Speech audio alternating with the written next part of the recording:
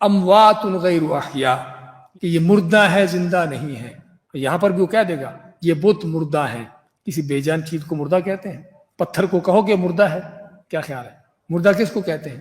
مردہ اس چیز کو کہتے ہیں جس میں جان تھی، اب وہ جان اس میں نہیں ہے. سمجھے نا؟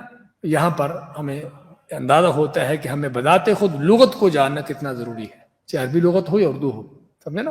لغت کو جاننا بھی بہت ضروری ہے ان چیزوں کو معلوم کرنے کے لیے، اس طرح کے لوگوں کے رد کرنے کے لیے کہ مردہ کا لفظ کبھی کسی بے جان چیز کے بارے میں نہیں کہتے. پتھر کو کبھی نہیں کہتے کہ مردہ ہے، یہ ہے ہی بے جان، اس میں جان ہے ہی نہیں سرے سے.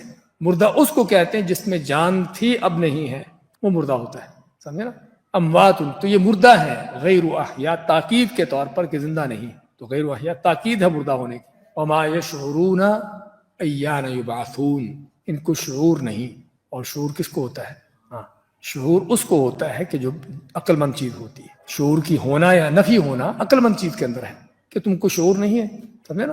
کیا کہیں گے کہ اس ٹیبل کو شعور نہیں ہے؟ ہاں، شعور اس کو کہیں گے جس کے اندر عقل ہے، اس کو کہتے بھی تمہیں شعور نہیں کیا اس بات کا، تمہیں احساس نہیں ہے. سمجھے نا؟ اس کو ہم کہتے ہیں. تو یہاں پر شعور کی نفی ہو رہی ہے کن سے؟ ان سے جن کے اندر عقل تھی، کہ ان کو شعور نہیں، پتہ نہیں ان کو. ایان یبعثون، ایان کا معنی کب، یبعثون بعث سے اٹھایا جانا، کہ ان کو مرنے کے بعد کب اٹھایا جائے گا. اچھا، مرنے کے بعد کس کو اٹھایا جاتا ہے؟ جو جاندار تھا، جان تھی اس میں، موت آ گئی، مر گیا، اب دوبارہ قیامت کے دن اس کو اٹھایا جانا ہے. پتھروں کو بھی اٹھایا جائے گا.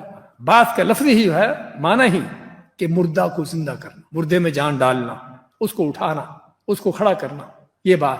تو بعث کا لفظ ہی مردہ کے لیے استعمال ہوتا ہے، جو جاندار تھا اب مر گیا ہے، اب اس میں پھر سے جان ڈالنی ہے، پھر سے اس کو زندہ کرنا.